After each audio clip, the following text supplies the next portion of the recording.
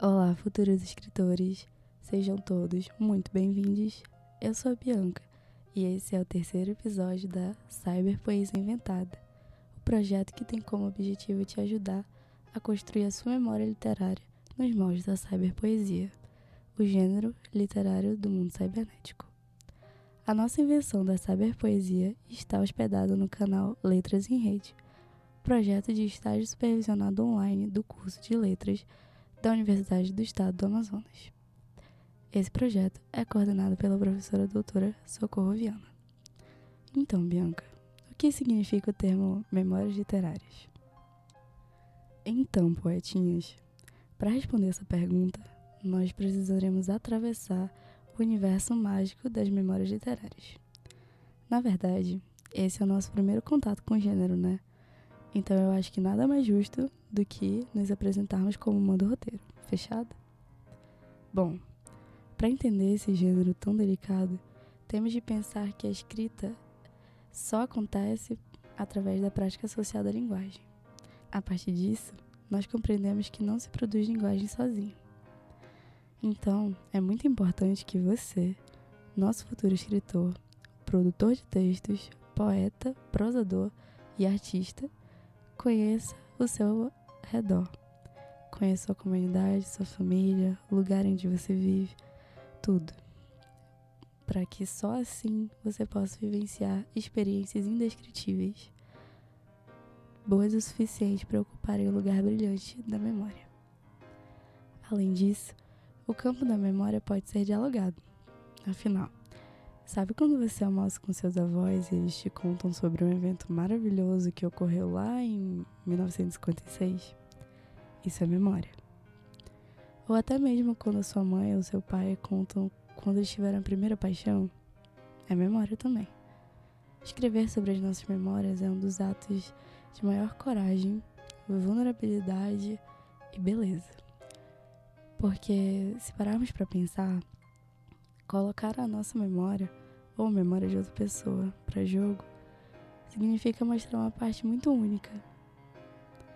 E eu sou suspeita para falar, mas eu acho que nada é mais bonito de quando a gente lê um texto e percebe que tem aquela coisa, sabe? Aquele sentimento da pessoa ali dentro. Aquilo ali é o que faz o texto funcionar. Aquilo é que dá a magia no texto, que você fica assim, uau. A memória que dá o tchan da coisa, sabe? Mas chega de rodeio, tá bom? Eu vou chegar direto no ponto. Por isso, as memórias literárias são os textos em que a gente recria uma realidade vivenciada por alguém ou pela gente em qualquer momento. Trata-se, portanto, de um texto narrado. É claro que esse texto pode guardar muitas semelhanças com a realidade ou ele ser totalmente ficcional. Portanto, a gente afirma que o gênero memórias literárias é uma narrativa revivenciada. E esse é o segredo do gênero. Mas, como a gente já sabe, esse texto é um tipo de texto narrativo. E a estrutura do texto está sedimentada em 5 partes essenciais. Bora lá? Tudo parte do enredo. E no enredo nós temos o personagem, o tempo, o espaço e o narrador. Lembra dessas 5 partezinhas porque eu vou explicar cada uma delas agora. Antes de dar as definições das 5 partes, você precisa relembrar que a narrativa sempre traz uma sequência de fatos. Ficou claro? Então tá bom. A partir disso, o enredo, no nosso caso, diz respeito no lugar onde vivemos. Por nós estarmos tratando do gênero literário, o enredo diz respeito às lembranças do lugar onde estamos. Essas lembranças vão ser reconstruídas ou reconstituídas por meio das conversas ou quaisquer outras coisas que aconteçam dentro do enredo. O enredo será a recriação pelo autor do texto daquela realidade contada. No entorno do enredo giram os demais elementos. O enredo é como se fosse o prato, onde a gente coloca a comida. O prato é como se fosse a base da coisa. e ali é onde tudo vai acontecer. Pra ser sincera, eu acho que o enredo é o nosso palco. E tudo que acontece ali, meus amigos, é pura mágica. Em seguida, nós temos os personagens. São aqueles que giram em torno da vida, ou seja, dos episódios relatados da vida que você está falando. Enfim, os personagens são as figuras essenciais que rodam entre a narrativa. Por outro lado, o tempo pode apresentar uma sequência linear, ou seja, cronológica dos fatos, com dia, hora, momentos, enfim. No entanto, como estamos falando de memórias, predomina a questão do relato, ou seja, as impressões do narrador, os flashbacks, as digressões. Então, tudo é vivido mentalmente. O tempo é totalmente psicológico. E isso é possível, viu? Porque narrar é progredir no tempo. É dilatar o momento, é viver aquilo igual como se vive na nossa cabeça. Porque eu sei que isso já pode ter acontecido com você. Mas sabe quando você olha para uma pessoa e você bate ali aquela paixão? Os minutos não passam do mesmo jeito e você nem precisa negar, porque eu sei que você sabe que é isso que acontece. Se você fosse tentar descrever aquela memória, você não ia ter como lembrar do tempo, porque ali a subjetividade te tirou do teu mundinho. Ela te colocou num espaço indescritível, mas que a gente, como escritor, teima em descobrir. Agora vamos para o espaço. As sequências de ações podem se situar em diversos planos espaciais. O espaço físico, por exemplo, que é o urbano, o agrário, a cidade ou o campo. Pode ser também o espaço psicológico, que explora os conflitos internos do personagem, cujas inquietações estendem-se ao longo da história. Tem também o espaço social, que diz respeito às relações sociais existentes entre os personagens. Por exemplo, no mesmo ambiente existem várias relações sociais diferentes. Nesse sentido, há uma forte intersecção entre tempo, espaço e enredo dentro do gênero Memórias Literárias, pois se trata de uma recriação do passado, em que se procura teletransportar o leitor para o tempo e o espaço onde ocorreram os fatos narrados, havendo uma junção muito forte entre o relato do passado e a visão do presente. Por fim, o narrador, como você já sabe, é a voz que narra. Por isso é uma espécie de entidade ficcional, uma criação da narrativa, ou seja, que existe independente do autor. O narrador é sempre muito diferente do autor, mesmo na autobiografia. Portanto, não podemos confundir o narrador com a pessoa que está escrevendo o texto. E, exatamente aqui, temos uma característica bastante peculiar das memórias literárias, pois certamente esse narrador é personagem, ou seja, ele está dentro da história. Por isso, seu conhecimento do mundo é sempre parcial. Sabe quando você está contando uma história e as pessoas acham que você está exagerando? Pois é, isso é ser parcial. Por conta disso, o foco narrativo é justamente na primeira pessoa.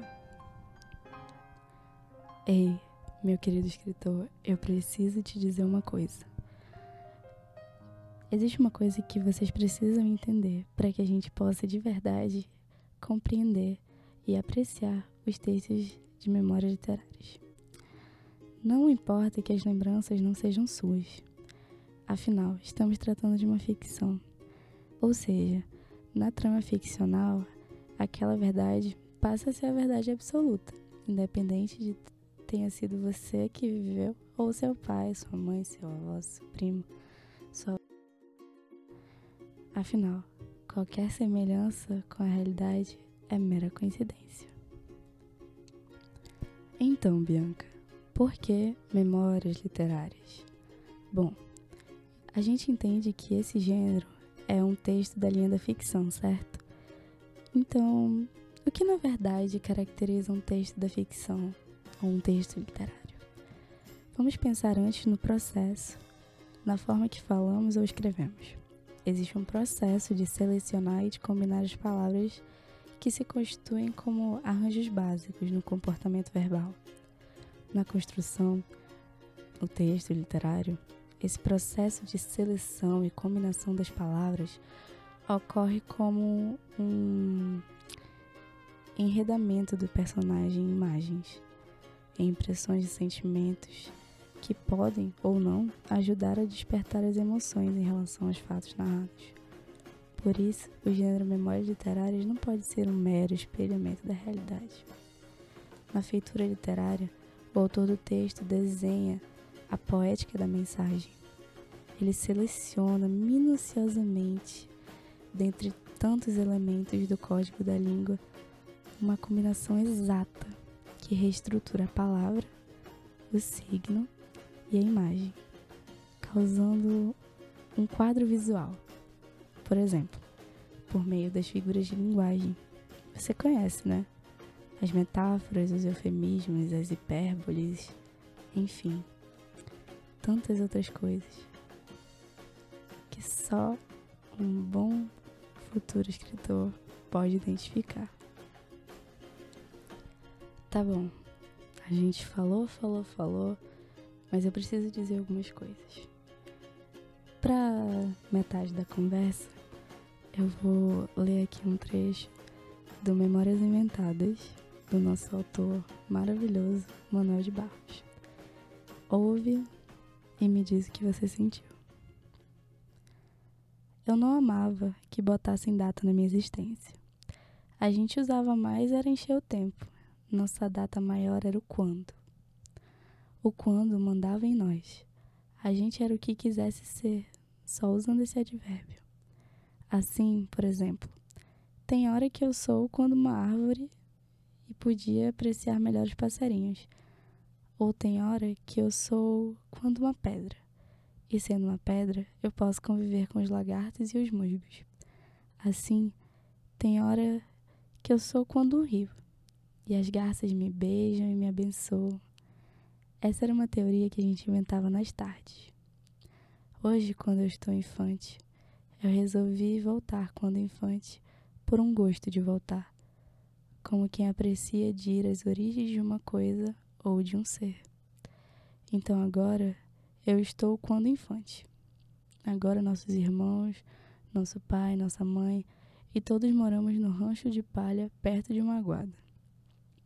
O rancho não tinha frente, nem fundo. O mato chegava perto, quase roçava nas palhas. A mãe cozinhava, lavava e costurava para nós. Eu sei que você sentiu alguma coisa, mas guarda para ti. No final, eu vou querer que você me conte. Me manda um e-mail aqui pro projeto e fala exatamente como foi que você se sentiu. Inventa uma memória, porque eu acho que agora você já sabe como fazer. Tá, mas para fechar, eu vou te mostrar algumas marcas que são de lei, de todos os textos de memórias literárias. Bora ouvir? Tá bom. A gente sabe que todo gênero apresenta suas características, que a gente denomina de macroestruturas. E isso diz respeito às suas finalidades, à sua constituição, à sua estrutura, ao seu esqueleto. Além disso, essas marcas dizem respeito também aos aspectos linguísticos e discursivos. Enfim, são coisas imprescindíveis na construção discursiva do gênero. No caso de memórias literárias, nós temos algumas marcas vitais, que sem isso não tem como construir o gênero. A primeira marca é o texto em primeira pessoa. O narrador é um sujeito que traz as suas reminiscências. O texto em primeira pessoa é quando eu falo eu. É um texto bem egoísta, na verdade.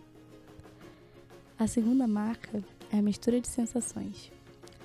É imprescindível que a gente desperte no leitor a emoção do rememorar, do lembrar, enfim. é necessário que você faça o leitor sentir saudade. Aquela saudade que desmonta tudo, que te deixa no chão, que te faz querer ligar pro seu amigo, pra sua paixão, que te faz dar um abraço na avó, ou que simplesmente te faz lembrar. E não tem nada mais poderoso do que lembrar. A terceira coisa é a literalidade. A gente precisa ser bem fofoqueiro nesse caso. A gente precisa listar as cores, os cheiros, as comparações entre o que se conta, o que se vive, o que se viveu, o presente, passado, futuro.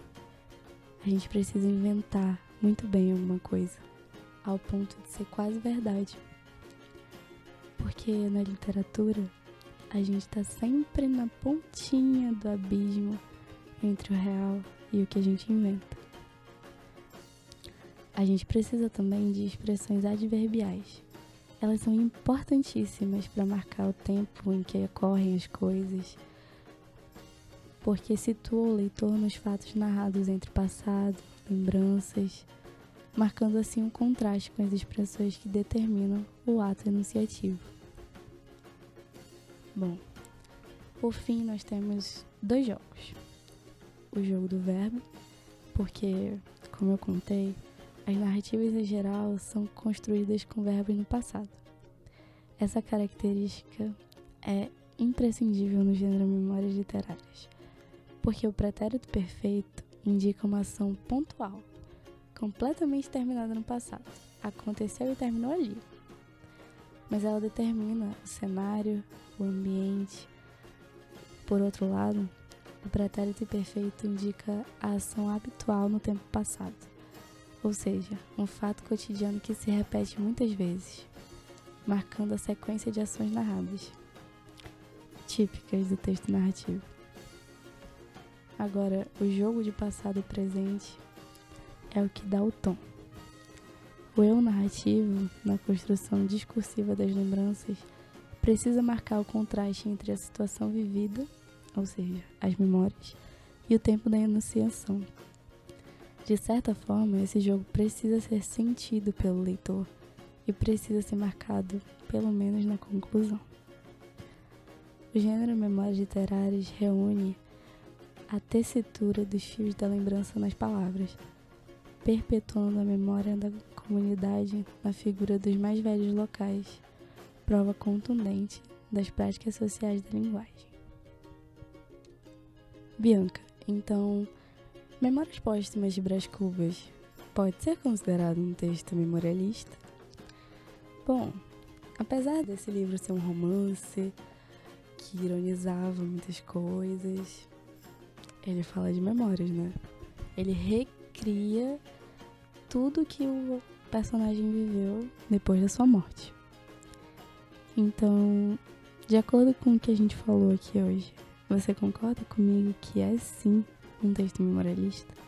Mas assim, é importante a gente lembrar que ele não é inteiramente, ou seja, o foco dele não é as memórias em si, mas o que está dentro das memórias, o que está entranhado nas memórias. A gente tem que lembrar que Machado de Assis não era totalmente memorialista. Sempre tinha alguma coisa por trás. E muitas coisas a gente não descobre, nem lendo umas 50 vezes. Mas eu acho que essa é a graça. E esse foi o nosso episódio de hoje. Eu te espero aqui, então, no próximo episódio. E não se esqueça, quer dizer, se esqueça, mas lembre-se de escrever o que você conseguir lembrar. Um grande abraço e a gente se vê na próxima.